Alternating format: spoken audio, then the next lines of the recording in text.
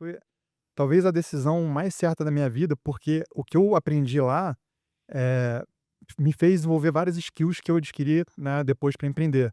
Que a engenharia, ela te dá casca. Não quer dizer que o que você aprende na faculdade de engenharia, você vai usar depois. Mas você aprende a resolver problemas que é completamente fora da sua zona de conforto, que às vezes você nem queria estar aprendendo aquilo ali, mas você tem que aprender. E aí quando você resolve problemas tão complexos quanto você aprende na engenharia de computação, você fica sem medo de desafios novos, assim. Cara, pô, pra você construir um foguete, André, tá bom, beleza, me dá um tempo aí, eu vou estudar aqui É como é que faz isso possível. aqui, É. e vou ver como é que eu faço pra subir, entendeu. Então, eu diria que me trouxe acho que foi a primeira casca de resiliência que eu construí na minha vida, foi a engenharia de computação.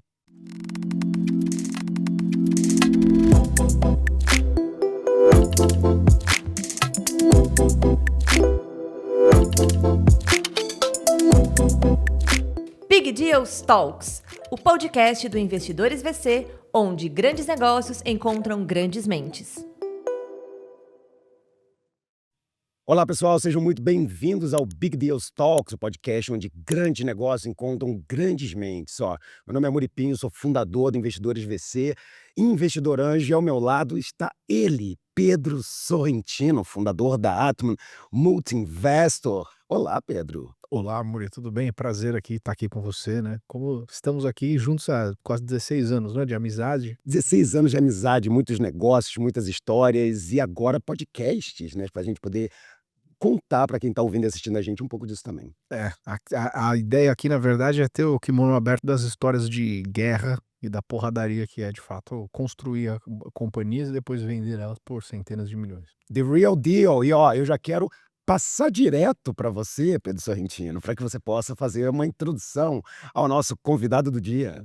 Pô, estamos aqui com a honra, né, inenarrável aqui do André Simões, que tem uma história de vida, assim, absolutamente incrível, fundador tech, né, então muitas vezes a maior parte desses podcasts que a gente assiste são sempre podcasts de CEOs, né, e o André na verdade não, é um CTO, que teve um dos exits mais relevantes privados da história do Brasil, no mercado de EdTech, construiu uma companhia com mais de 40 milhões de usuários, que transformou o mercado, né, de pessoas que, enfim, queriam aprender a como entrar nas universidades que elas queriam entrar e criar toda uma comunidade em cima disso, vendeu essa empresa para o UOL.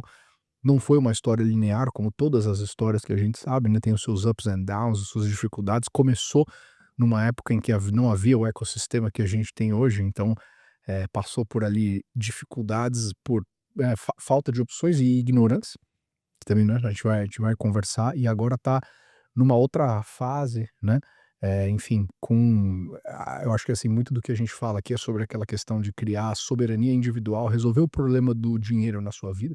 Então, né, com esse problema resolvido, com filha fazendo o Iron Man, pensando aqui qual que é o próximo passo da vida, eh, com toda essa mudança de, né, alavancagem infinita com AI, uma série de modificações, o mundo ficando grande e pequeno ao mesmo tempo. Temos aqui a honra de ter o André com a gente para falar um pouco mais sobre a jornada dele e o futuro do mundo.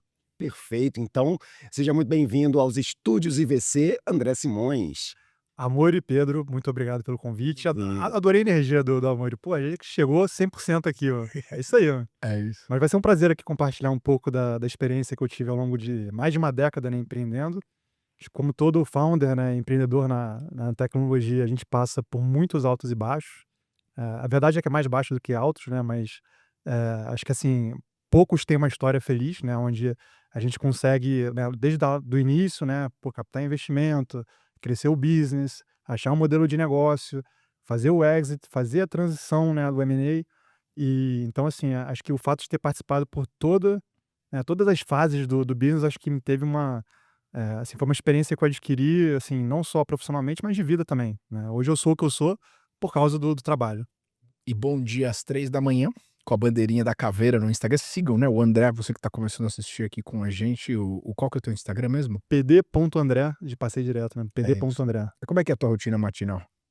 Então, a gente brinca que tem, né, os malucos que acordam 6 da manhã, às 5 da manhã, putz, já é o piradão mesmo, só que tem uns psicopatas que acorda 3 horas da manhã, que é o nosso caso lá, que a gente acorda para pedalar, né, enfim, eu tô, como o Pedro falou, eu tô inscrito no não é o Ironman full ainda, mas o Ironman a metade, mas a gente pedala, né, quase 3 da manhã por causa do trânsito, né, e por isso que a gente acorda tão cedo pra treinar. Como é que é o final do dia, cara? Como é que tá o gás, assim? "Pô, vamos jantar. Pô, vamos sair pra jantar. Pô, e aquele happy hourzinho?" Como é que é? É, a verdade é que não tem. Essa que é a verdade, não é. Ainda mais porque tem um pequeno detalhe que eu tive um filho há 9 meses atrás, Parabéns. então no meio disso tudo, né, ainda tem que administrar ali, Então botar são 2 Ironmans então, né? são 2 Ironman, exatamente. É até uma história engraçada, né, porque a minha esposa quando ela teve o filho, o presente que eu dei pra ela, né, tem aquele negócio de push gift, né, que é quando a esposa, né, pare a criança e o marido dá um carro, dá uma bolsa da Chanel, não sei o quê. Eu dei um Ironman pra ela. Nossa, ela ficou maluca. Foi uma coisa que eu me arrependi, porque eu sofri, né, nos próximos meses que foi passando ali foi tenso. E, pô, vamos, acho que começar como a gente costuma aqui sempre, né? Que é você contar um pouco da história da tua vida.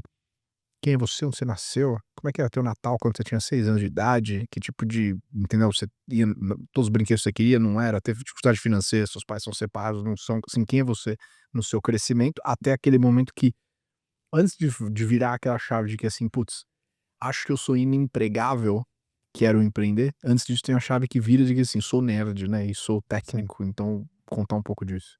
boa.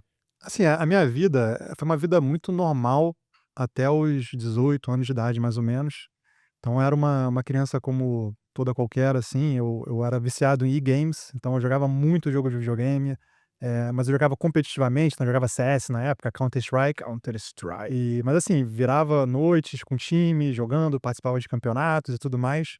Então eu diria que isso, começou a construir um pouco a minha personalidade competitiva, né, de querer treinar alguma coisa para ser bom o suficiente para poder ganhar de outras pessoas. E fazendo uma reflexão, né, olhando para trás, eu acho que isso foi uma das sementes que me fez ser, né, o quem eu sou hoje. E aí, assim, por voltas do em termos de escola, assim, putz, era um mau aluno, tirava notas ruins, ficava em recuperação, repeti 1 ano na escola, primeiro ano do segundo grau eu repeti, e então, assim, uma criança que, eh, seria qualquer outra, teria um trabalho, eventualmente ia fazer faculdade, ter um trabalho, né, um 9 to 5 lá, né, normal, mas, e com 18 anos de idade, mais ou menos, eu sempre tive essa vontade, né, na hora de escolher a faculdade, como eu tinha essa paixão por e-games, eu acabei descobrindo um curso de desenvolvimento de jogos, né, era a época de Matrix também, que lançou, aí tem aquele negócio dos códigos caindo, e o filme me deixou, assim, foi um dos filmes mais preferidos, e aquilo, quando eu vi o curso de desenvolvimento de jogos, programação, Matrix, pô, eu gosto de games, falei: "Vou fazer esse cursinho de desenvolvimento de jogos para ver o que que é isso". E aí nesse curso que eu comecei a programar pela primeira vez na vida antes da faculdade, falei: "Putz, é isso que eu quero fazer da minha vida". E aí eu entrei na informática na PUC na época, que depois eu até mudei para engenharia de computação, eu fiz um caminho contrário do que as pessoas normalmente Existe uma fazem. graduação chamada informática. Qual que é a diferença de Tinham várias, na informática verdade. para ciência da computação? Na verdade, no início acho que era P15, depois virou informática, depois a informática morreu, aí entrou sistema de informação, ciência da computação e engenharia de computação. Então, até um momento tinham 3 cursos simultâneos, e o que tinha diferença é que, assim, cada uma pega um ângulo diferente. Então, na engenharia você aprende mais hardware também, elétrica, onde na sistema de informação, você não aprendia sobre essa parte mais de hardware, entendeu? Então, cada uma tinha um ângulo, disciplinas que mudavam levemente, mas tinha um core ali que era em comum para todas. Então essa que era mais ou menos a diferença, né. Acho que era mais ou menos por aí. Isso foi na PUC. Foi na PUC, exatamente, é. Então aí eu entrei em informática lá na PUC, comecei né, a estudar, e aí desde o primeiro período já arranjei um estágio, comecei a trabalhar. Então assim, quando eu comecei a estudar uma coisa que eu de fato gostava, a minha vida começou a mudar, né, porque na escola eu não gostava, repetia ano, mas quando eu comecei a aprender o que eu gostava, eu me viciei naquilo. Para mim, estudar programação, né, e me desenvolver ali na faculdade era como se estivesse jogando meu jogo de videogame. Então, assim, eu estudava, putz, de ponta a ponta, eu comecei a trabalhar muito cedo, e rapidamente, nos primeiros, segundo, terceiros, quarto períodos, eu já estava me distanciando dos meus amigos, né, que eu já estava sabendo muitas mais coisas que eles sabiam, porque eu estava lá na frente já programando, né, muito mais, e daí que as coisas começaram a mudar, né. Mas enfim, a Passei Direto ainda nasceu um pouco mais pro final da faculdade, né? Aí depois Não, e a própria PUC, ela tinha uma cultura meio empreendedora, né? Uma coisa meio. Você tinha todas as universidades lá, na época eu sou um pouco mais novo em faculdade, mas eu lembro que se você quisesse, de certa forma, aí, construir produtos, a PUC era um certo celeiro para isso, né? Tinha inclusive uma incubadora lá na época que era interessante, né? Inclusive a CIV nasceu lá também, sei lá, Salvini, várias do Salvini. né? Então, assim, várias pessoas nasceram lá, fizeram lá. Lua foi uma linguagem de programação Sim. que nasceu dentro da PUC. Então, meio que você caiu no lugar certo para empreender. É. A tecnologia foi seu Red Pill. Você falou, cara, eu vou entrar na. Não, mas não foi. Foi. Tipo, ele assim, cara, take the Red Pill. Aí ele falou, vou pra engenharia, tecnologia. E aí lá dentro ele tava na PUC, que é uma faculdade empreendedora, de certa forma, para quem é de tech, né? Sim. Mas assim, você teve um momento, por exemplo, só um paralelo com o que aconteceu comigo, né? Que eu tentei, antes de entender que eu tinha que empreender, e eu fui no processo seletivo da Apple, da Meta, do Google e da Microsoft. Eu fui rejeitado por todas. Eu de fato fui pro caminho do emprego porque eu era um ser humano inempregável. Por conta eu sempre, né, era uma pessoa de opiniões mais, assim, fortes, eu bombava em todas as dinâmicas de grupo, eu não sirvo porque você trabalha numa corporação meio grande, você tem que ser um pouco NPC ali, né, no mínimo. Pode ter suas opiniões, mas você precisa segurar a zombizagem ali, que eles testam, a porra do Google te testa lá pra entender o seu nível de googliness. Eu falei: "Caguei, o meu nível é o meu nível de Pedrones, né, não tem assim, tipo, então eu não sei se você teve um momento, assim, que você falou: "Bom, vou arrumar um emprego", que era, assim, que é aquela coisa que é mais da nossa época, né, de programa de trainee, essas coisas assim, se passou por isso pra depois. Geralmente é depois de ser demitido que a gente pensa nisso. Exato. Foi engraçado, assim, eu comecei a trabalhar cedo realmente, mas assim, era um propósito estritamente para ganhar dinheiro, começar a pagar minhas contas, que minha mãe me ajudava, mas cada vez mais estava encurtando ali a grana. Então foi uma coisa assim, muito por necessidade e por aprender também, assim, eu queria ser melhor do que os outros no final do dia. Inclusive foi isso que me fez mudar de informática para engenharia de computação, porque eu fiz uma aula de programação orientada a objetos que todos os alunos da minha turma de informática na época, estudavam muito e tiraram, sei lá, 4, 5, e o pessoal de engenharia de computação, todo mundo tirou 9. E eu perguntei: "Pô, galera, mas qual é? Como é que vocês conseguiram isso aí?" "Ah, não, mas essa matéria aqui é tranquila, pô."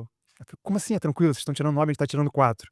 "Não, eu quero ver se você fizer engenharia, fazer circuitos elétricos. Putz, você quer lá física, pô."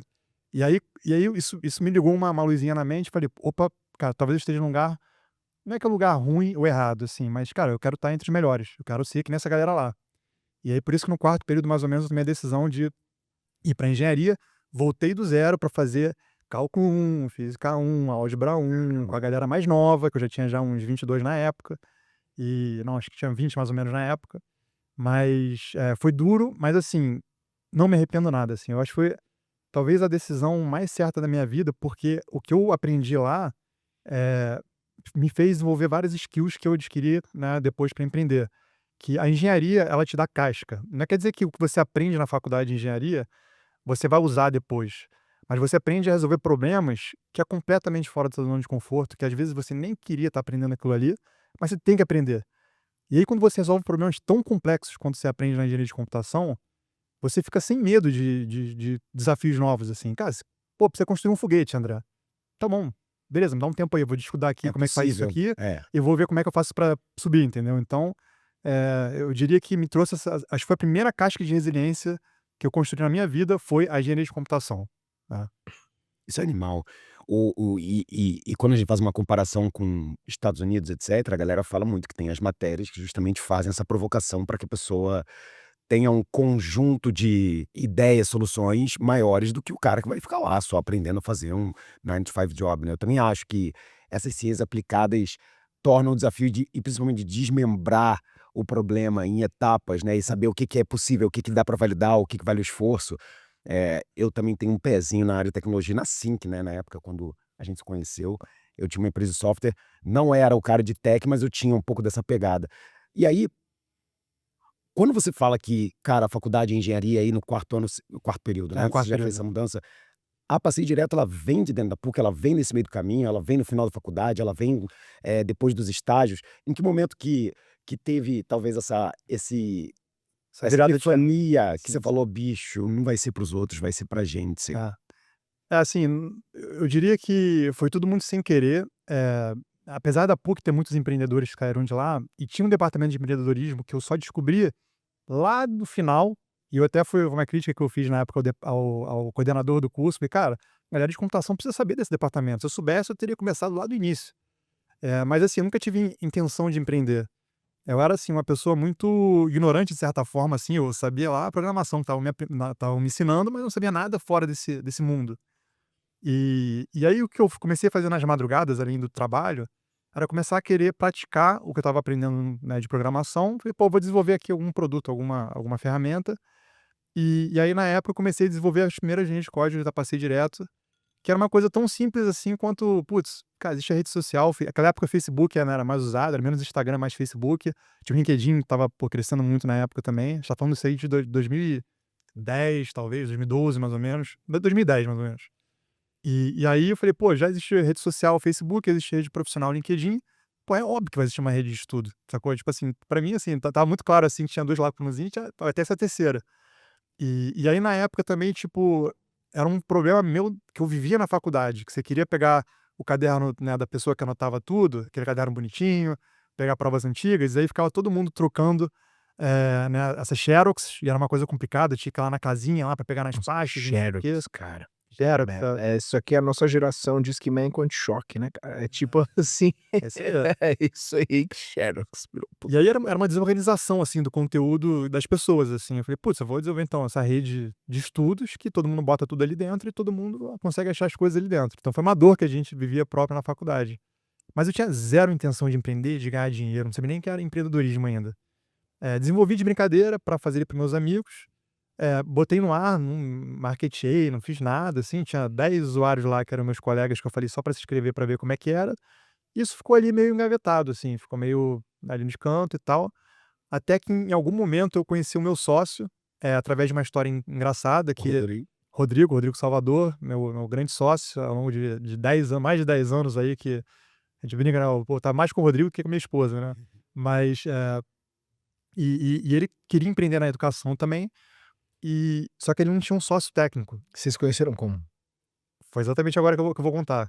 Mas ele não tinha um sócio técnico. E aí ele pediu para um amigo dele, que fazia computação também na PUC, falou: "Ó, me arranja um sócio técnico aí, que eu quero começar um negócio. Se você arranjar esse sócio técnico, eu vou te dar R$ 100". Hum. Ele falou isso.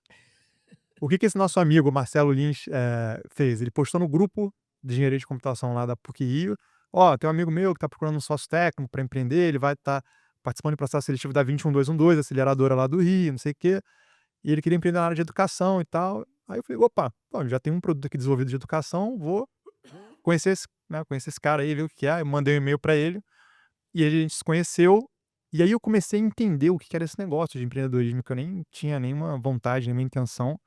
E ele me explicou da 21212, já passou um processo seletivo, né, e tudo mais. Só para quem não sabe, né, 21212, né, que vem 21 do código de Rio de Janeiro, 212 que é o código dos telefones de Nova York, Ah, os antigos, né, hoje em dia você não consegue mais 11212. Foi a primeira aceleradora mais, assim, oficial, né, do Brasil, numa primeira onda de capital de fora que estava vindo, A que primeira era, conhecida, né. né, a primeira foi a do Yuri de É verdade, é mas a verdade. primeira conhecida com branding, com, né, foi bem Boa correção, é verdade. disparada. O Yuri é o Yoda. Mas foi a 2112 que tinha, assim, processo de investimento, que pegava equity, com demo day, que saía na mídia, que fazia Lindo. festa, que não sei o que, foi a primeira. É. tô falando de Pode 20 crer. estamos falando de 2012, né, mais ou menos, assim, há muito tempo atrás. E aí falei: vamos embora, eu tenho isso aqui desenvolvido". Ele tinha pago alguns terceiros para desenvolver umas ideias de educação também, mas quando eu olhei, falei: "Putz, isso aqui tá tudo, o código tá tudo horrível, vamos perseguir essa ideia aqui da Passeio Direto, já tá desenvolvido e tal". Qual era a linguagem? Era C Sharp, .NET, é. Mas assim, Eu era programador Nutella, era tudo Microsoft.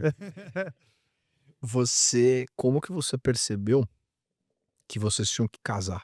Que ele era a pessoa certa? Ou na verdade nem pensou nisso, foi indo porque você estava também: "Ah, tô lá, já tô com o projeto da faculdade, esse cara aqui vai tomar um café", e deu certo? Foi tipo assim, é muito doido, né, porque as coisas da vida, acho que às vezes a gente tenta planejar muito, nunca sai. Cara, às vezes simplesmente se conecta, acho que mandei a primeira mensagem pra ele em janeiro de 2012, acho que em março a gente já estava já afundando já com o capital levantado e foi tudo muito, pá, sem querer, assim. E é muito doido, né, pô, relação de 12 anos, passando por muita coisa, assim, altos e baixos e tal, e a gente nunca teve nenhum problema, enfim. É, Continuamos super parceiros até hoje também. ótimo. E aí, assim, então a história quando a gente ia entrar na 21212, eu estava trabalhando como programador numa empresa de segurança na nuvem, não sei se você conhece a PSafe, lembra? Lá, Lembro, Marco de Mello, de Mello. Danny Ram, era o indiano, né, o americano e o brasileiro. E eu trabalhava lá na PSafe como programador, fiquei um mesinho lá, e quando eu pedi demissão para o Marco, para começar, né, a PD, passei direto, ele falou: "Opa, opa, espera aí, mas que negócio é esse aí que vocês têm aí?" Eu falei: "Ah, beleza. Pô, mas, agora já era, a gente vai começar lá daqui a pouco, a gente tá quase assinando aqui, "Não, não, mas vem aqui, apresenta pra gente que a gente quer ver o que que é." Aí no final de semana, assim, a gente foi, eu e o Rodrigo, com o laptop embaixo do braço, apresentamos pra ele a ideia da Passei Direto, e aí já, tipo assim, no mesmo dia ele falou assim: "Ó, vocês não vão em lugar nenhum, vocês vão ficar aqui, a gente vai fazer o aporte em vocês, o seed." E e a gente falou: "Putz, Marco, mano, cara, acho que não vai dar, cara, a gente já tá com o mindset já, né, vamos começar lá, agora já era." "Não, não, vai ser isso aí, então, pô, me fala aí qual vai ser o, né, qual vai ser o deal, assim." Então, e aí eles sentaram junto com o pessoal que estava por trás deles, porque, assim, a PSafe era, puta, era backed por uns investidores lá de fora que tinham acabado com a Redpoint, estava entrando, acho que logo talvez o primeiro investimento da Redpoint foi na PSafe. Aquele grupo Grupo Xangô. Xangô, eu Isso. eu ia evitar falar essa entidade, Ah, tá. mas era não, só brincando, mas, assim, era uma holding, né, a ideia deles era uma holding, que eles iam criar várias empresas, onde a PSafe era a primeira, mas eles queriam criar mais empresas. Então a Grupo Xangô foi investida, acho que pela Redpoint mesmo na época, Pinnacles também, se não me lembro, tinha alguns fundos. E aí a oportunidade seria da Passei Direto virar a segunda empresa, né, dessa holding. E aí então foi o Grupo Xangô que fez esse primeiro aporte seed na gente, foi na época ia ser R$ 300.000, mas depois já acabou sendo 550. Pode parecer legal, mas não foi bom, porque obviamente tudo tem um preço, né. E na primeira proposta: "Não, assim, ó, a gente vai dar, pô, a gente quer isso aqui da empresa por R$ 300.000." Falei: "Pô, legal, maneiro." Na época da 21212 era um deal, assim, que não era legal, assim, depois eles até mudaram. Era ruim. Era tipo 20% não diluível por R$ 20.000, assim, eles até mudaram essa cláusula depois. Bem, Não, minha primeira startup a gente levantou, e eu falo isso numa boa, tenho um carinho e um respeito muito grande pelo Borges e pelo Romero do Buscapé, mas eu vendi 30% da empresa por R$ 300.000. A ideia, o negócio era: sua ideia vale 1 milhão. É horrível. Depois eu entendi o que que era encargo trabalhista e quanto que ia custar. Eu falei: R$ 300.000 eu não faço nada. Isso há 16 anos atrás. mas vou te falar que naquela época esse dinheiro para essa participação era, tipo, um dos maiores golaços do Golaço, ecossistema. golaço. Não, era um golaço. Hoje em dia já não é, mas naquela época Naquela época isso era um golaço, né. Não, Hoje não é nada, né. tá, e eles falam, né, eles falam: "Pô, a gente não sabia o que a gente estava fazendo, nem vocês, ninguém sabia nada, a gente ninguém estava sabia mal nada, solto, ninguém ninguém sabia nada." sabia nada." Não, e era justamente isso, né, tipo assim, pô, quando eles falaram assim, 300.000, depois falaram 500, pô, a gente já: "Porra, caraca, 500, que maneiro, mano." "Não, mas eu quero um pouquinho mais da tua empresa." Aí eles falaram: "Ah, não, não, na verdade a gente não quer esse deal não, a gente quer o passado. Não, não há opção.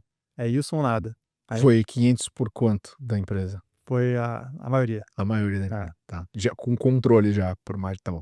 Então assim, eh, aí assim, isso foi um grande dilema, assim, a gente olha pra trás: "Putz, a gente fez certo, errado", assim, cara, na época não tinha opção nenhuma, assim, era isso, Era nada, mato entendeu? alto demais, é. E assim, olhando, né, a gente também fica pensando assim: "Putz, a gente quer ser", né, a galera fala assim: "Ah, quer ser a cabeça do elefante ou o corpo do rato?" Assim, cara, prefiro ser um negócio pequeno de um negócio gigantesco, entendeu? Do que, porra, você vou ter 100% de uma companhia que não vale nada, entendeu? Então, eu acho que talvez se a gente tivesse ido pra 21/212 com menos capital, eu não acho que a gente teria chegado onde a gente chegou, entendeu? A gente não teria quebrado a arrebentação, vamos Eu dizer acho que assim. tem um outro aspecto também, que você estava com um eu esque qual é o nome do founder da PSafe mesmo? O Marco. Marco de Mello. Marco, então, é uma pessoa que tem uma ambição diferente. E aí eu acho que esse drive, e ele já vinha com um pouco de uma experiência cultural. Microsoft, né. Microsoft, trabalhou com o Bill Gates. Ele trabalhou com Bill Gates. Então, assim, esse cara, Ele é diferente. naquela época do Brasil, Era no Rio, É. você não ia achar uma pessoa, Exato. entendeu? Não tinha. Tanto que ele era diferente, ele era um espécime diferente, né. Isso, A isso. gente olhava Não, como não, o Marco, É. cara, tipo assim, ele te convence de tudo, assim, porque, cara, ele foi um dos maiores vendedores que eu vi na minha vida, assim, eu tiro o chapéu pra ele é um puta vendedor, assim. Era um Então, assim, ele assim, eles foram nossos, o Marco, o Ben e o Ram, eles foram nossos primeiros mentores, assim, acho que os primeiros anos da empresa foram, assim, 100% mentorar, assim, Legal. consultados por eles, assim. E graças a Deus, assim, de ponta a ponta, a gente nunca teve nenhum investidor, assim, ruim, sabe, desalinhado. Então, eram sempre pessoas que agregavam discussões estratégicas, ajudavam a gente a crescer. Isso você deu muita sorte, porque muitas vezes esse tipo de pessoa, né, eu acho que, assim, tem muitas partes meio abençoadas, né, da sua história, assim, como você conheceu o seu co-founder, o fato de você ter vendido muito da tua empresa no começo e uma major stake, mas para pessoas do bem. Ah, Porque às vezes sim, sim. o que a gente mais vê aqui é o caso de alguém que vai lá, pega o controle e o cara, tipo, ele afoga, vai no jiu-jitsu com o founder e tal. É isso, e assim, por trás do grupo Xangô ali, putz, tinha Redpoint, né, e tudo mais, assim. Então, tanto que quando a gente fez o seed, acho que foi um ano depois, já veio a Redpoint para fazer nosso Series A. Já tá todo mundo conectado, assim, então o Ah, Series A foi uma, assim, diria que não foi uma captação difícil pra gente, assim, né, estava muito ali já no fluxo, assim, mas assim, voltando um pouco, né, pra história do seed, a gente captou o seed para lançar o produto, para provar ali que, né, a gente tinha alguma coisa relevante para o mercado, e o seed ele foi, dividido em 2 tranches, então eles iam dar, tipo, R$250.000, e se vocês batessem essas metas aqui, a gente ia te dar a outra metade de é o 250.000 Casas Bahia, né, o investimento parcelado ainda, né. parcelada. Puta que Não foi legal, a gente não gostou, e a meta era 300.000 usuários, tipo assim, cara, a gente ia ter que fazer em um ano 300.000 usuários, e a gente, assim, com 0. Nós tinha 5 amigos meus na plataforma. E a gente desesperado, né, para poder fazer o negócio funcionar, para conseguir, puta, tinha 500 usuários, 1.000, 2.000, até que no momento a gente fez um growth hack na época era mais Facebook, né, que o pessoal usava. já era pós-Orkut, é isso mesmo. E aí não sei se vocês lembram, mas tinha uns apps dentro do Facebook, você conseguia construir um iframe ali Sim, dentro, assim. e uma vez eu recebi uma viralização de uma notificação no Facebook, no mundinho, de um aplicativo que estava spamando todo mundo, convidando para usar aquele app. Então eu desenvolvi um aplicativo dentro do Facebook, e na época tinha uma brecha na API do Facebook que você conseguia disparar um convite para todos os seus amigos da tua rede. Eu fiz a mesma coisa com a minha primeira startup. Aí, ó. Porque era a época, o que que eu falo da história? Eu falo assim, cara, quando era o Facebook tava na época de move fast and break things, e aí Isso aí, cara, cara, we took the broken things and got shit done. É tipo assim, é isso mesmo. E aí no app era assim, tipo, Tinha muita vulnerabilidade de segurança com muito, API. muito. É. E aí, tipo assim, o app era assim: cadastre-se no passeio direto. Quanto mais pessoas você convidar, mais conteúdos você vai achar, alguma coisa assim. Então o cara clicava num botãozinho só, convidar, e eu automaticamente disparava para, sei lá, 500 amigos do cara, uma notificaçãozinha. Que delícia. Tudo bem. Cara, viralizamos, assim, a gente cresceu de, sei lá, de 0 para 200.000 usuários, assim. O site caindo, nada funcionando, ninguém usando o produto, mas assim, tinha cadastro, tinha e-mail. E aí com isso a gente não chegou nos 300.000, a gente chegou em 200, aí falou: "Pô, 200 tá bom, toma aqueles outros R$250.000". Essa que foi a historiazinha ali do Maneiro, início. maneiro. E me diz uma coisa, nessa jornada após esse primeiro desafio de fazer a moto pegar o zero to one ali, e aí vem um dinheiro numa época, eu tenho várias perguntas sobre isso aqui, mas, eu entendendo sobre a jornada, depois disso, as jornadas de captação, fundraising, elas foram acontecendo, o negócio foi se encaixando ou tiveram momentos, assim, do tipo: "Puts, cara, teve uma hora aqui que, assim, a gente quase morreu umas 3 vezes de verdade". Queria entender um pouco dessa jornada após o start, assim, como Boa. que foi a linha do tempo? Eu diria que o seed, assim, foi muito a sorte da gente estar no momento certo ali, né, conectado com o Marco, eu trabalhei um mês lá na empresa e tal. O Series A, ele veio, né, com a Redpoint, que tinha uma relação já muito próxima da gente, então, eu diria que não tô falando que foram captações fáceis, obviamente, mas elas vieram de uma forma menos dolorosa. Agora dali pra frente foi guerra, porque aí você, né, tá no mundo, e a gente não monetizava ainda nessa época, a Passeio Direto chegou em 2014, milhões de usuários, mas a gente não monetizava, era uma rede aberta. Na época tinha muito isso, né, pô, tinha época já Facebook, WhatsApp, empresas, milhões de usuários que não monetizavam tanto, então era mais aceitável naquela época, assim. E a gente chegou em 2015 mais ou menos, com zero de receita, caixa começou a terminar do Series A, e falando assim: "Bom, Vocês captaram quanto no Series A? foi 2,2 de real". É, mais ou menos isso. E aí, caixa acabando, falando: "Pô, vamos agora levantar nosso Series B para começar a provar que a gente consegue fazer dinheiro".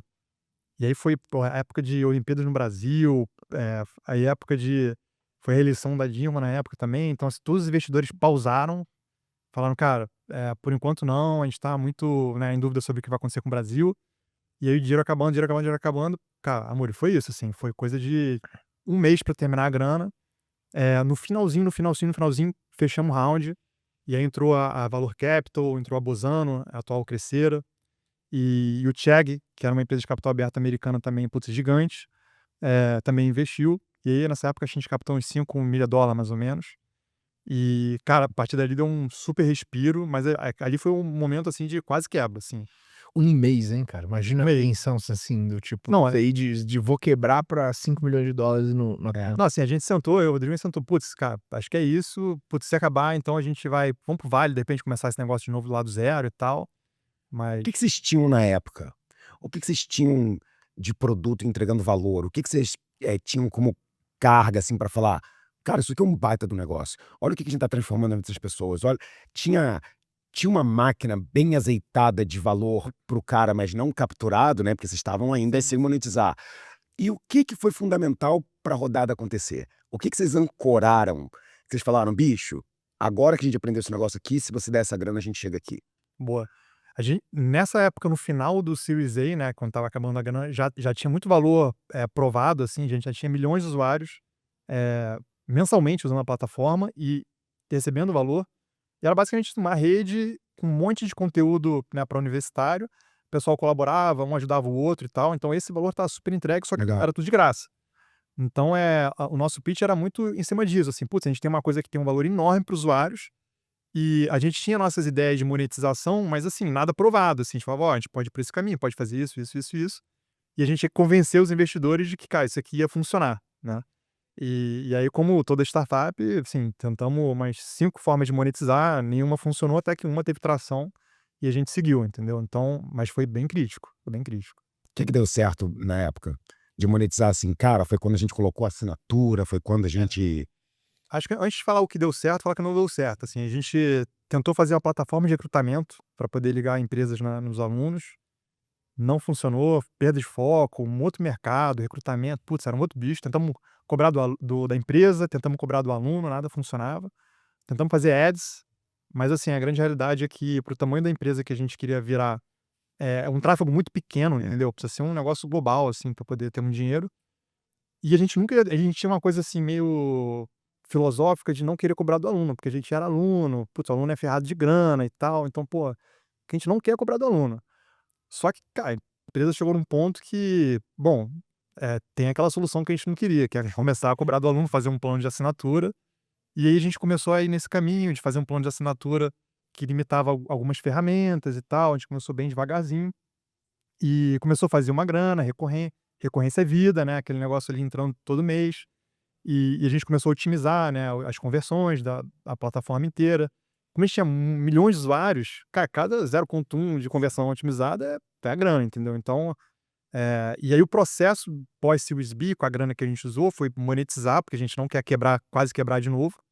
E foi um processo de otimização de funil, de putz, topo do funil, usuário pra caramba entrando, qual é a coisa certa que eu fecho na plataforma, qual é a coisa que eu abro, é freemium, é free trial, limito A, B, C. E aí em 2017 a gente finalmente chegou no break-even, foi, putz, um dos momentos mais maneiros da companhia. que maneiro. E dali pra frente, assim, a gente foi crescendo e reinvestindo para poder crescer mais ainda. como que vocês, assim, como founders de primeira viagem que foram tendo essa história, como que você vai aprendendo a ser um founder melhor e construir uma cultura que você tem orgulho na tua empresa? O que você falou é total razão, assim, no começo a gente não sabe nada de nada, assim, eram 2 moleques que não trabalharam muito e meu sócio nem tinha carteira de trabalho, e e e na época não tinha muito curso no mercado, não tinham vocês para poder ajudar a gente a captar, não tem, tipo assim, essa Hum. coisa de 40 podcasts explicando todas as isso, histórias. pô, falar de Hã. product management, falar de, puta, lean startup, sabe, tipo assim, era muito pouco difundido naquela época, assim. Então, assim, era basicamente tentativa e erro, olhando muito conteúdo que a gente achava na internet, tentava, A, B e C, isso aqui funcionava, isso aqui não funcionava. Eu diria que, assim, acho que uma das maiores qualidades que um founder precisa ter, é a capacidade de estar aprendendo o tempo todo muito rápido e tentando coisas o tempo todo. Porque, tipo assim, você vai tentar 10 coisas, cara, 9 não vai funcionar, uma vai e você tem que ter essa resiliência de ficar nesse ciclo infinito, assim, é um jogo infinito, entendeu? Que você vai estar sempre tentando fazer o negócio acontecer. Então eu diria que essa capacidade de aprendizado, assim, foi o maior diferencial pra gente, assim. Agora, pô, hoje em dia, cara, com tanto conteúdo na internet, as coisas ficam muito mais fáceis, assim. Mas, não tô falando que é fácil, assim, né, mas, tipo assim, acho que esse lado de ter, né, mais conteúdo acho que ajuda, né.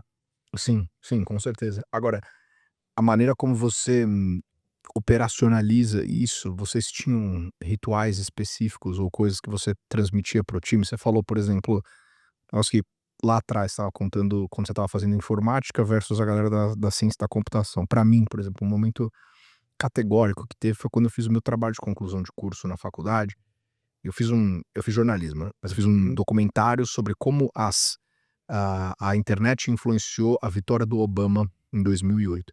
Foi a primeira vez na minha vida que eu dei tudo de mim na arena. Eu, assim, fiz o máximo que eu podia e, assim, a real é que de todos os meus colegas de sala ali, aí outwork todo mundo. Então eu tirei 10 do TCC e aí o meu foi um documentário que a gente foi shortlisted como o melhor documentário do ano no Festival de Cinema de Gramado, como universitário.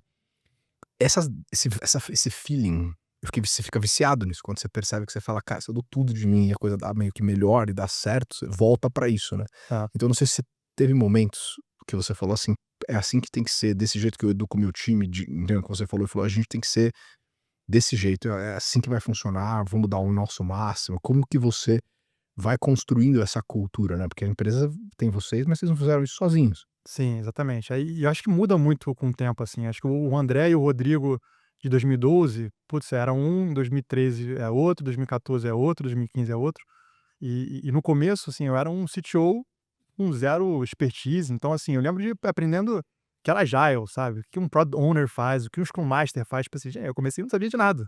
Hoje parece assim: "Pô, nossa, como é que o cara não sabe isso? O cara tá fundando uma empresa e não sabe isso", e aí depois veio aquele modelo dos squads, do Spotify, acho que foi 2014, mais ou menos, 2015. E aí: "Putz, como é que eu vou aprender isso aqui? Como é que eu transfiro isso pra dentro da minha operação?" E aí começa a ter os embates entre os times e tal. E o tempo todo essas coisas é uma tensão constante, assim. Assim, eu no início era um CTO muito mais técnico, mas eu diria que já em 2013, um ano depois, eu descobri o que era produto, que era uma coisa que não sabia o que que era, e eu me apaixonei por essa parte de produto, assim. Então eu era uma pessoa que, acho que o fato de eu ter desenvolvido a primeira versão do Parceiro Direto, pensando como é que junta as peças, eu acabei criando mais esse gosto de como é que eu consigo, construir a coisa certa para o público certo. Eu sentia que meu maior impacto que eu poderia ter na companhia era decidindo o que fazer e não tá fazendo ali no dia a dia, né, programando. Então, 2013 acho que foi a última linha de código que eu escrevi na Passeio Direto, por exemplo, e dali pra frente eu fui me tornando, um CTO com uma bagagem de produto cada vez mais forte e de growth também, porque, o nosso crescimento sempre foi 100% orgânico, então a gente teve que aprender como crescer sem usar dinheiro. Então na época teve esse hack lá do Facebook App, depois a gente começou a trabalhar outros canais para poder fazer crescer. Então eu era esse cara sempre tentando pensar como é que eu faço o business crescer, como é que eu faço um produto cada vez melhor, o que que eu tenho que desenvolver de feature para o usuário, porque todo mundo pede tudo, o meu time quer, que a gente desenvolva tudo, mas não dá para fazer tudo, entendeu? E aí, assim, a cada momento eu ia entrando nesses buracos. Putz, preciso aprender sobre produto, preciso aprender sobre design, sobre dados, como é que eu faço um teste AB? Pô, na época a gente também não tinha teste AB, depois a gente rodava, putz, centenas de testes AB, né, por ano. Então, eh cada coisa dessa foi aprendida, assim, sozinho, não foi alguém que sentou lá com a gente para ensinar. Então, eu diria que foi mais ou menos por aí, assim, mas tiveram vários momentos desses, assim, que você precisava entrar e aprender tudo para poder fazer aquele próximo passo, assim. Vou fazer uma pergunta, você é um cara de produto, estava na primeira versão e colocou a tecnologia lá. E na época vocês não tinham modelo de monetização e na época isso era meio que ok, o mundo operava dessa forma. Vamos trazer eyeballs, traz gente para dentro do seu app e, cara, depois a gente acha um jeito de monetizar com eles. Passados 10 anos depois disso, como é que você enxerga hoje essa visão? Você começaria um negócio com audiência, você pegaria uma grana para construir uma audiência, um produto gostoso, você tentaria um produto com uma killing feature e cobraria do dia primeiro? Como é que seria a cabeça hoje de founder, começando? Ou então, não amor, eu usaria meu pedigree de founder, captaria 2, 3 milhas e ficaria sim 2 anos criando valor num produto sem ter que monetizar. Como é que hoje é a cabeça do founder em vez daquela época? Eu diria que hoje em dia, assim, eu tenho a cabeça realmente de monetizar o mais rápido possível, porque é a forma que você consegue provar, né, a entrega de valor mais óbvia, né, assim, a entrega de valor mais certeira que você tem como provar é quando o cara, de fato, abre a carteira e te dá um dinheiro em troca daquele serviço. Porém, existem business e business.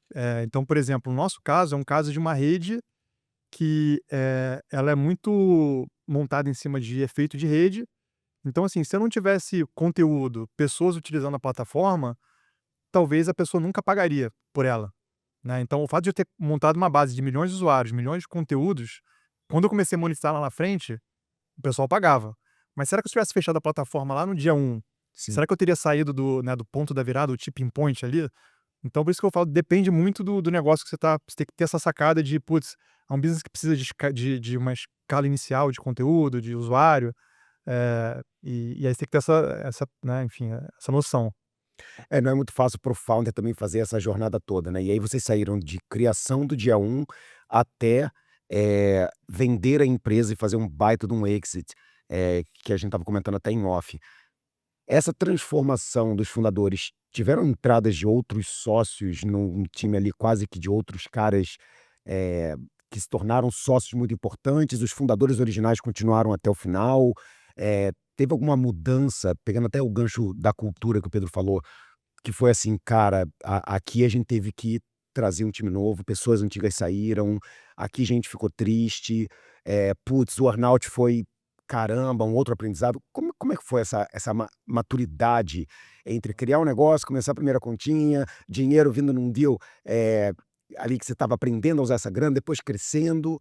Como é que foi essa fase, então, de ir levando essa empresa para uma maturidade até a saída? Assim, de forma resumida, os sócios, assim, os co-founders, ele era eu e o Rodrigo, e continuamos nós até o final. O que aconteceu foi, né, investidores financeiros, né, a gente fez o Series A, Series B, depois a gente fez mais um round ainda, e eram eles que compunham ali o nosso board, né, a nossa sociedade. A gente tinha nossas reuniões de conselho, a cada trimestre, mais ou menos, a gente conversava estrategicamente com eles. E acho que, assim, virada, assim, de time, putz, eu lembro que em 2015, mais ou menos, que foi quando a gente passou muito aquele aperto, quando a gente captou o round, a gente teve que fazer um grande refresh, assim, geral, porque a gente acreditava que o time que a gente tinha desenvolvido as coisas até ali, não seria o time, pra gente começar a virar aquilo para ser um business sustentável, com monetização e tudo mais. Então ali foi, putz, o momento que a gente teve que acho que, eh, rotacionar uns 60% do time, mais ou menos, e foi muito doloroso, assim, tipo assim, porque esse é o trabalho da liderança, né, tipo assim, a maior parte de nós, pelo menos, somos pessoas do bem, a gente tem interesses, né, de, pô, de construir um negócio que é bacana para a sociedade, a gente quer que as pessoas cresçam junto com a gente também, só que às vezes tem que tomar decisões difíceis, decisões que às vezes você fala: "Putz, esse cara aqui é um cara que eu gosto muito dele, mas eu acho que ele não tá, né, preparado para essa próxima fase". E aí, assim, por mais difícil que seja, você como founder, se você é um founder que de fato, tem a capacidade de execução, você não pode ter medo de tomar aquela decisão, por mais difícil que ela seja. E isso é um dos trabalhos da liderança, a gente tem que ver, a gente não vai ser uma liderança que é gostado por todos. Isso é uma coisa que eu aprendi: quanto mais a empresa cresce, no começo isso não acontece muito, no começo dá para você pilotar a companhia com um índice de aceitação alta, vamos dizer assim, tá. Agora, quando você começa a passar para liderar, putz, 200 cabeças, depois para 500, né, depois do exit, eu comecei a gerenciar muito mais pessoas ali no mundo World Tech, você começa a perceber, cara, não dá para tomar todas as decisões e todo mundo vai estar feliz com você, falando: "Pô, André, tu é uma puta liderança, tu é um cara foda", e é difícil, e mais para mim, que eu sou uma pessoa muito do bem, conviver com isso, assim. Mas Uma eu no eu digo que, assim, os melhores empreendedores, eles não acreditam na democracia, são ditadores benevolentes. assim, Você tem que ser eu Marcus acredito. Aurelius, entendeu? Exatamente. Né. Eu tô total de acordo também, assim, e eu vou te falar que eu cometi o erro da democracia. Lá em 2013, mais ou menos, a gente tinha uma cultura que era muito aberta, assim, putz, que pessoal, que vocês, né, é muito bottom up, assim, demais até, assim, tipo, deixava a galera decidir as coisas. Eu lembro que tinha um PM lá, né, um Product Manager lá que, cara, chegava no início do sprint lá, falava com o time: "E aí, galera, o que vocês querem fazer hoje?". Pô, aí a galera: "Pô, não, a gente tem que fazer essa feature", "Tá, então beleza, vamos fazer". E aí, pô, o time adorava ele, tipo assim, o cara era Deus pra, né. Só que, pô, a gente de fora vendo o negócio não estava andando, desastre, Desastre. e assim, o negócio não estava indo pra direção certa, o resultado não estava vindo, É. E a gente teve que tomar uma decisão difícil. Esse também é o cara que vai trazer a bandeira LGBT no dia do não sei quem. Então, essa é uma opinião minha, tá? Não tô falando tal, mas esse tipo de gente, empresa boa é culto e ditadura. Culto, ditadura. Culto, ditadura. É isso. Pra dar certo. E você não vai ser unanimidade e você não vai agradar a maioria, né? Porque assim, você não precisa agradar a maioria, você tem que agradar o negócio. É. E as pessoas têm que agradar o negócio também para juntos, com um líder leal, fair, justo, etc., todo mundo sair feliz, né? Mas a gente às vezes confunde um pouco isso, né? Exatamente. E se você tem medo de tomar decisão, cara, no final do dia o business vai quebrar e todo mundo vai estar sem emprego, no olho da rua, entendeu? Exato. Então, cara, você vai tomar uma decisão difícil, você vai se E você desgostar. permitiu, foi você que permitiu. Foi exatamente, então... A culpa é sempre sua. É, Isso aqui é fato. Tipo assim, não interessa. A culpa vai ser sempre sua como empreendedor. O cara pode falar, o meu board, o mercado. Não, a culpa é sua, cara. E assim, e o peso que o founder leva, cara, assim, assim, hoje eu faço, pô, eu fiz 10 anos de CrossFit, pô, que nem maluco, não foi assim de bobeira, foi porque eu tive problemas de ansiedade, assim, de síndrome do pânico mesmo, assim. Então, você tem que achar válvula de escape, senão, cara, vai quebrar. É isso mesmo. E até pra gente pegar esse tema da válvula de escape, que eu sei que a gente quer também entrar um pouco nessa coisa mais do selfie, eu também vou ter um escape aqui agora, porque para trazer para vocês uma certa surpresa, um certo carinho que o nosso time fez pro nosso convidado. Olha só. Ele não tá esperando por isso, você tá achando o quê? E vocês acharam da produção que eu ia passar direto por isso aqui, não ia não. Não vou esquecer jamais. Isso aqui, ó, é a nossa cartinha escrita à mão, não tem AI ainda, e a gente não entrou nesse tema aqui, tá? E eu vou entrar, eu vou puxar, eu vou provocar Education com AI. Mas, ó, temos um presente da Minimal Club pra você, camiseta, essa é básica preta, né, time? Básica preta, da nossa investida Minimal. E olha aqui, ó, Um quadrinho. Pô, que maneiro, olha que cara. legal, isso, nosso muito podcast, obrigado. mostra pras câmeras, olha aí, ó. Aí, tô lisonjeado aqui, ó. Ó, Muito galera, maneiro. para ele já Boa, poder muito obrigado. escutar junto com a gente, André Simões aqui no Big Deals Podcast. Mas não acabou ainda não, tem muita pergunta, né? Ó, mas vou te falar, isso aqui não foi combinado não, tá? Eu não sabia que vocês tinham investido na Minimal Club e ontem eu tava com a camisa da Minimal. Juro pra você. Cara, foi por pouco que eu não vim hoje, cara. É ótimo. Por pouco, cara. Muito bom. Produto muito bom. A gente adora, já tem aí pros próximos podcasts, ou então um cooling down depois de um Iron Man aí, ó, tá aí a camisa da Minimal. Vambora.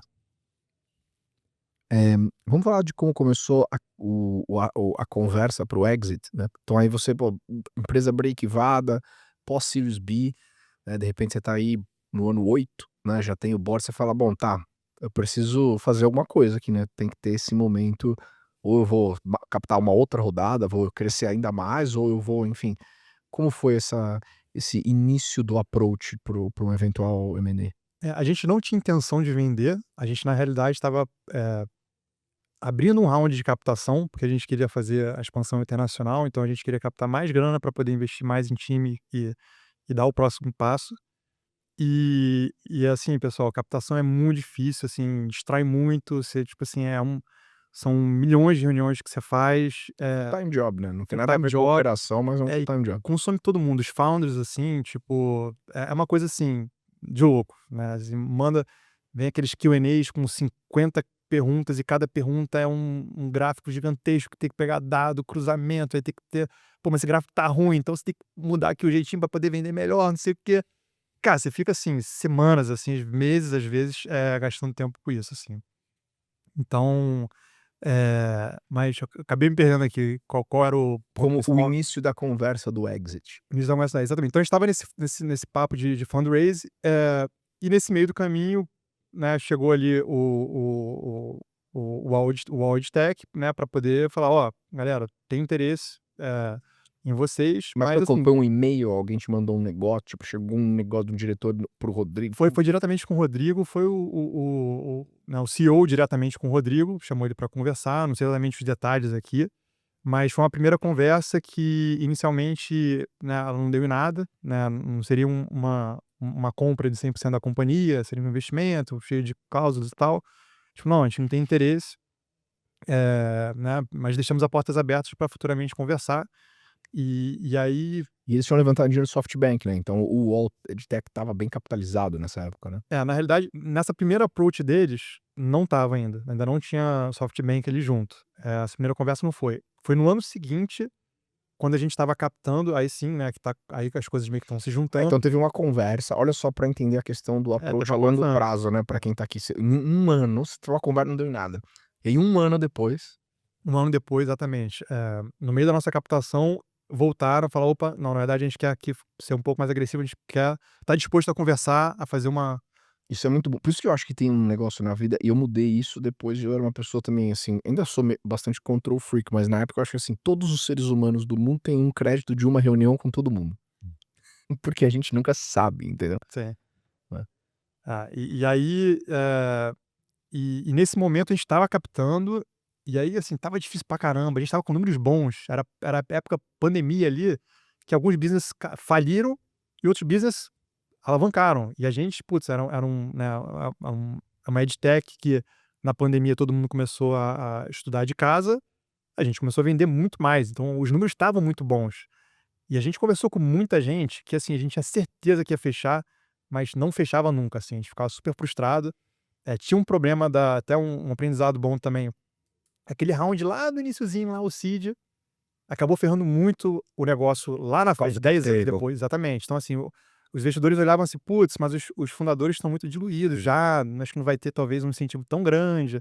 Então isso foi ao longo da nossa vida, isso foi um problema Sempre pra um gente. problema, com É. certeza.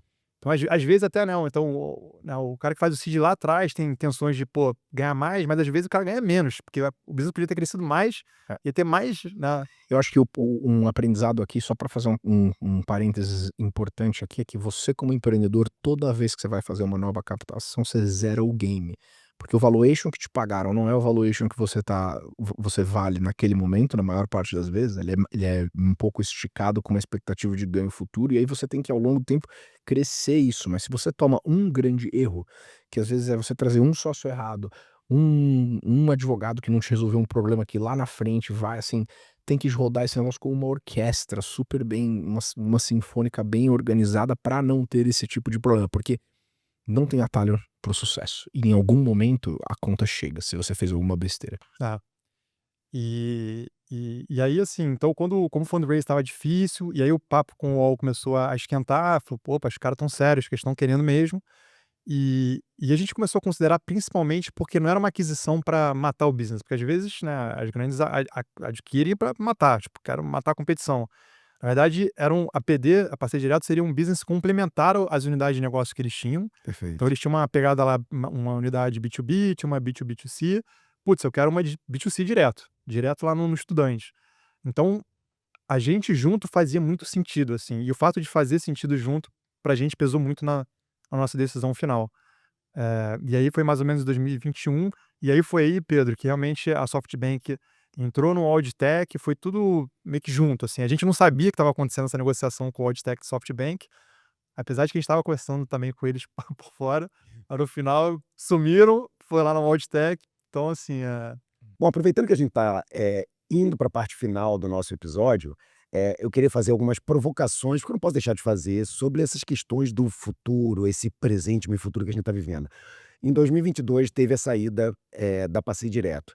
E aí a gente foi tá 21. 21 ali para 22, a gente viveu a pandemia, a gente teve aquela alta de juros na sequência, e aí tava todo mundo represado, aí teve muitos exits, eu também fiz 3 exits nessa época, não sei como é que foi para você. Porque você investia, bom, como é que foi em relação a exits? A pandemia, Ia. cara, a pandemia pra mim foi talvez o meu maior desafio de sanidade e saúde mental, assim, porque tudo acontecendo ao mesmo tempo agora, numa velocidade, numa insanidade que, assim, eu me lembro de São Francisco, né, por causa daquela merda daquela prefeita que a gente tinha, foi a primeira cidade a restringir as liberdades constitucionais dos Estados Unidos, ou seja, anunciar o shelter in place, o fica em casa e o cacete. E aí a vida foi ficando assim, progressivamente, a cada semana, o downtown São Francisco ia se tornando aquela zona de guerra cracolândia que então assim, não pode mais academia, não pode mais isso, não pode mais aquilo. De repente eu só trabalhava. Então eram, assim, 12 a 14 Zooms por dia, sem break. Então a gente tinha que desligar a câmera, mutar o microfone pra fazer xixi. Eram dias assim, e foram 10 meses assim. Então tudo que estava dando certo, começou a dar muito certo, né. E tudo que estava dando errado, também foi dando muito errado, com aquela perspectiva de que assim, não, a vida é essa agora, né, não tem assim, teve um momento antes da vacina, esses primeiros 10 meses e tal da pandemia, foi assim muito tipo, não vai muito ter solução, tamo nessa por um bom tempo. E aí, no meio desse apocalipse, eu, além de trabalhar nessa loucura e tal, eu cheguei a pegar mais de, cara, $6 milhões em margem emprestada. Eu tradeava o dia inteiro. Meu Deus. E assim, cara, eu fiz um dinheiro legal, assim, cara, eu comprava, tipo, e todas as, assim, Zoom, por exemplo, teve várias ações que eu, assim, fazia, então a minha vida era uma loucura, porque eu trabalhava com 5 telas, e tipo assim, plugado, ouvindo meu heavy metal, fazendo os calls e tal, assim, então assim, eu fui ficando maluco, entendeu? Depois de Tipo aquela cena daquele filme The Big Bad, A Grande Aposta, né? Ele já ficou ouvindo punk rock. E ele aí lá fazendo os números, vendo as plantas. Era isso, cara, era isso, assim. Então foi muito desafiador. Eu acho que a gente conseguiu perceber que tinham teses muito interessantes.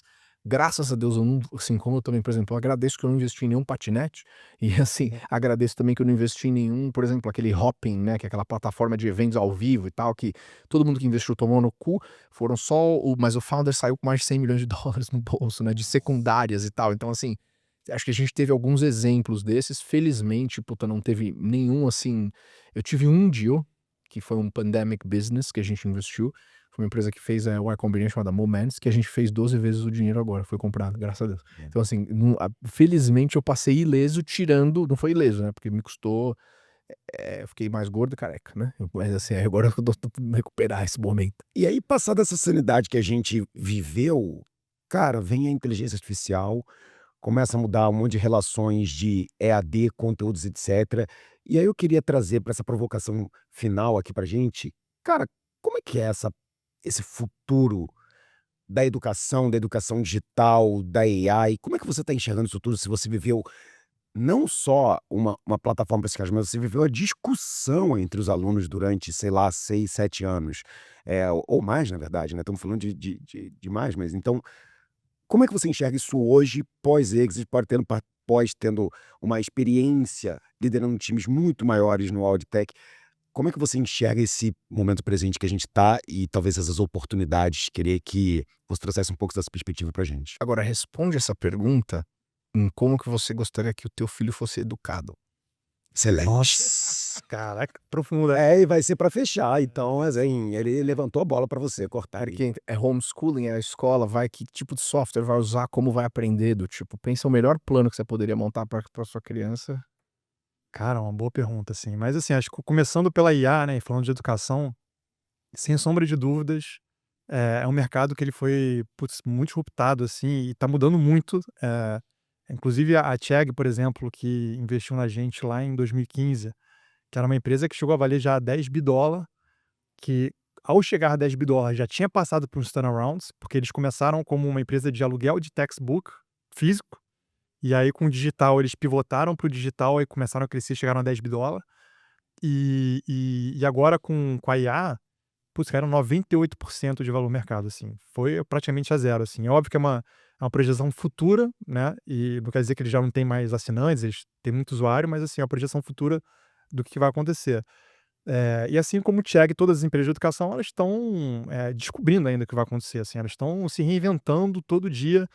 Não tem como fazer um plano de 1 ano e esperar que esse plano não vai mudar. É impossível, porque as coisas estão mudando a cada semana, cada dia você vê uma notícia nova. E assim, eu diria que não só os produtos de educação vão ter que mudar para se adaptar, porque muito que, por exemplo, o Chegg entregava, que às vezes é conteúdo, cara, às vezes o cara vai lá no ChatGPT de graça, pergunta alguma coisa, vai ter a resposta e resolveu. E aí, então não tem mais sentido assinar o Chegg? Não tem mais sentido assinar a PD? Então, ou seja, o produto ele vai precisar mudar e além do produto, os canais de distribuição também vai ter que mudar. Por quê? Business de educação, geralmente tem o SEO, por exemplo, com um canal muito forte, porque, putz, educação você geralmente tem conteúdo, você indexa o conteúdo, o cara procura na internet e acha. E o que está acontecendo é que o business de busca, SEO, está mudando completamente também. Completamente. Tá indo, inclusive, para dentro dos GPTs da vida, né? Dentro do GPT, exatamente. Então, ou seja, todos esses business que também se apoiam em canais de distribuições, né, de SEO, por exemplo, tá precisando se reinventar também, né? E eu acho uma coisa ainda que ainda está sendo, né, pensada. Agora sim, você tem poucos business de educação que continuam crescendo. O Duolingo, por exemplo, é um deles. É um case É um impressionante. case impressionante, assim. E aí você pergunta: "Putz, mas qual é o caminho?", assim. Cara, acho que eu diria que o que o Duolingo faz de diferente, assim? O Duolingo tem uma marca muito forte, tem um produto, pô, fenomenal também, tem uns hacks de engajamento fortes dos gamifications, dos tweaks. Então os usuários, eles não voltavam para o Duolingo por nenhum canal de marketing, de SEO, eles voltam porque o produto é bom, é top of mind. Eu vou aprender inglês, eu vou a duolingo.com e treino inglês, assim. Então eu acho que os business que dependem de um canal, eu acho que vão precisar se reinventar, ter um produto tão forte quanto o Duolingo tem, para que seja top of mind e o cara voltar, diretamente ali. Agora assim, putz, meu filho, né, assim, quando a gente pensa, as coisas estão mudando tanto, assim, assim, a minha impressão até que a gente cada vez fica mais burro, porque a gente fica com preguiça de pensar com o ChatGPT. Então, vou te explicar uma coisa. Isso eu acho que esse ponto é um ponto que eu acho que ele é fundamental, que é o quê? A gente com certeza teve um rewiring, um rebalanceamento de todos os nossos circuitos de ocitocina, dopamina e por conta das redes sociais. Só de você abrir aquele primeiro hit do timeline, do stories, do negócio, há 14 anos. Isso com certeza refez todos os circuitos neurais do cérebro de todo mundo que tem smartphone hoje no mundo. Isso é fato. Aí eu fico pensando, e você já fala, senta pra conversar. A última vez teve uma conversa de business com um empreendedor de 16 anos. Já fiz isso algumas vezes em Stanford, e aí a pessoa trava, que chega um momento da conversa, esse aumento do déficit de atenção, aumento do autismo, aumento do não sei o quê, ele não consegue, a pessoa não consegue. Não, esse era aquele momento que eu ia perguntar pra máquina, que ia me ajudar a fechar meu pensamento, a fazer aquele loop e tal. E eu percebo que eu tô ficando mais eficiente, mas mais preguiçoso ou burro, no sentido de que, assim, sabe como eu respondo meus e-mails hoje? É vibe coding, assim, vibe emailing, vibe mailing, eu tô vibe mailing. Não, mas olha só pra vocês entenderem, eu tô com duas ou três telas com o ChatGPT, o desktop app e o Perplexity aberto ao mesmo tempo e o e-mail no meio. Aí eu vou, tiro o screenshot, jogo em um, jogo em outro, ligo o microfone e falo, por favor, me responda esse e-mail pro André com o Amuri, né, mas eu quero que você soe como o Peter Thiel num dia feliz. E aí, mas usando o microfone, porque é mais rápido eu fazer o input da informação aí ele me vai, devolve o texto, eu copio, colo e vou. Assim, vai acontecer uma situação que se eu tivesse 15 anos e eu não tive uma experiência profissional como a que a gente teve, nós aqui, que é a última geração que foi do offline pro online, eu não vou nem saber fazer as coisas. Sim. GPT vai virar o teclado dele, né? Cara, então, a partir do momento que todo mundo instalado com a Neuralink, você vai pensar e vai responder telemagneticamente falando. É meio louco isso. É isso, se a gente perceber no dia a dia, já tem pessoas que, no meio das nossas conversas, enquanto estão conversando, já abrem ou a rede social para mostrar alguma coisa, ou o GPT para tirar alguma dúvida. O que eu quero dizer é o seguinte, não é que a gente não faça isso no nosso dia a dia, mas já tem gente que já está viciada durante a conversa, já está abrindo, pesquisando coisas no GPT e trazendo. Ou, peraí, deixa eu te mostrar esse perfil, deixa eu te mostrar esse vídeo. Tá rolando uma certa dependência também de comportamento, né? A Matrix tá chegando, pra A fechar. Matrix tá chegando, né? Então, no final, cara, tá tudo aí,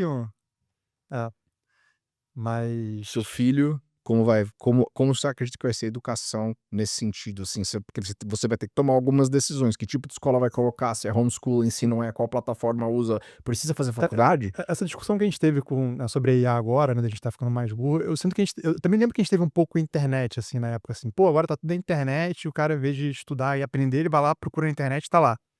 Então acho que a gente tá passando por uma segunda fase disso, assim, e o que eu acredito pra gente ter uma boa educação, eu acho que a gente não deve fugir da tecnologia, mas ao mesmo tempo a gente precisa, garantir que existe uma base dos fundamentos antes de você chegar nessa tecnologia. Vou dar um exemplo aqui. Putz, eu poderia não saber fazer conta, porque eu vou usar o ChatGPT, eu vou usar a calculadora para poder fazer conta. Mas não, na escola você tem aula lá de somar, de multiplicar, você aprende equações e tal, sem usar o artifício da calculadora, para que em algum momento você vai ser exposto a essa tecnologia, e aí sim mas você sabe aquela base, aquele fundamento. Então eu vejo a educação do meu filho um pouco nesse aspecto, assim, é o que eu acho que as universidades, né, enfim, para onde a educação deveria ir. Onde você garante que você vai construindo essa base sem as ferramentas e conforme essa pessoa ela vai, evoluindo e vai ganhando esse conhecimento, fazendo essas sinapses, em algum momento você vai começar a trazer a internet, você vai trazer a IA para poder ser artifícios que vai trazer produtividade, assim, não dá para fugir, né, da internet, da IA, mas você precisa garantir que essa base ela tá pré-estabelecida, porque senão vai ser o cara realmente que, quando ele tá numa reunião sem o computador, sem o ChatGPT, o cara vai travar, ele não consegue fazer uma conta, entendeu? Mas tá acontecendo agora. Nós temos vai ser não tem a geração tela azul. Então, assim, os caras vão dar tela azul da morte em alguns momentos. Tá acontecendo. Mas é isso, eu acho que falta o fundamento, entendeu? Tipo, essa pessoa é a pessoa que ela não passa por todas as fases. E isso que eu acho que é importante. Assim, a diferença do mecânico e do engenheiro, assim. O mecânico, ele vai abrir o capô do carro, ele vai apertando todos os parafusos até o carro começar a funcionar, mas ele não sabe o que tá apertando. Agora, o engenheiro, ele vai lá, tá com problema aqui no carburador, vai lá, arruma as coisas todas, ele entende o que tá por baixo, assim. Então, acho que pro meu filho eventualmente evoluir, ser uma pessoa, muito inteligente e ela consegue usar a tecnologia muito bem, é aquela pessoa que ela precisa entender os fundamentos muito bem para poder usar a tecnologia. Então, E tá aqui a opinião de quem ajudou milhares de estudantes a milhões. passar milhões, 40 milhões. 40 milhões de estudantes a passarem direto, dando exatamente a dica de que para você passar direto lá na frente na vida tem algumas etapas que talvez a gente tenha que continuar aprendendo, mesmo com esse nosso futuro semi-apocalíptico, onde a AI está sendo quase que uma extensão dos nossos dedos e vai ser no futuro cada vez mais, né? A gente vai ter essa simbiose entre elas. A gente podia ficar batendo esse papo sobre futuro, sobre educação, sobre filhos, a tarde inteira, mas inclusive vamos aqui sair para irmos nós três conversar com os fundadores que vão ter agora um Fireside Chat com a gente. Então foi um grande prazer estar aqui nesse podcast trazendo esse convidado especial. Pedro, últimas mensagens, menções finais, arrobas, para a gente colocar aqui o André para todo mundo seguir, a gente poder acompanhar essa nova fase depois de Ex-Jernauts, etc. Então, só que te agradecer, André, por você ter vindo do Rio pra cá pra gravar com a gente, cara. Sempre um prazer estar aqui com você. Acho que, puta, a gente se conhecia há mais de 10 anos, mas se aproximou mais agora. Então, assim, pô, uma satisfação estar aqui com você e parabéns aí pela sua jornada, que sempre foi um cara, assim, muito correto e under the radar, tendo feito muito, e agora, né, disponibilizar teu tempo aqui pra contar a sua história, isso é excelente. Enfim, deixar aí o floor pra qualquer mensagem que você quiser deixar. Boa. Pessoal, assim, eu que agradeço muito, o tempo também e o convite. Assim, no final do dia, eu sou empreendedor Endeavor também, né, e um dos valores da Endeavor é o give back. Então, assim, ao longo da minha jornada empreendedora, eu tive um monte de gente que me ajudou muito a chegar onde a gente chegou, e eu sempre me senti, né, em débito, pô, em retribuir também, assim. Então, é óbvio que agora que eu tô com um tempo mais disponível, né, eu tô aproveitando para justamente me reconectar, né, e trazer um pouco conhecimento nossa, né, da minha experiência para justamente ajudar esses futuros empreendedores, também a crescerem seus business. Então, pô, muito obrigado aí, super feliz de ter participado. Muito obrigado, André. Agora com mais tempo e com mais dinheiro também. Então ele já pode fazer parte aqui da Investidores VC. Vamos trazer isso aqui. Sabático Dolce Gabbana. Pô, então, por isso que vocês me convidaram aqui. Agora eu tô entendendo. O objetivo desse podcast era justamente fazer ele entrar na Investidores VC, como vocês também podem fazer, acessando todo o nosso conteúdo no @investidoresvc, no @amoripinho, no @pedro.sorrentino, Pedro Sorren. Pedro Sorren e, obviamente, no pd.andré. pd.andré, onde a gente coloca muito conteúdo, os nossos podcasts, você sempre vai ter tudo aqui na íntegra com a gente. Lembrando que você pode escutar os nossos podcasts em todas as plataformas, assistir a gente no YouTube, no Spotify também, tem um player de vídeo lá, mas é sua obrigação curtir, comentar, seguir e indicar esse podcast para as pessoas. Não deixe de entrar nos nossos arrobas lá, porque os cortes também vão estar super publicados lá, a gente gosta de fazer as edições, então a gente espera vocês e os seus comentários no próximo episódio. Muito obrigado por vocês terem acompanhado a gente até aqui. Vamos lá. Tchau, tchau, galera. Obrigado. Valeu. Valeu.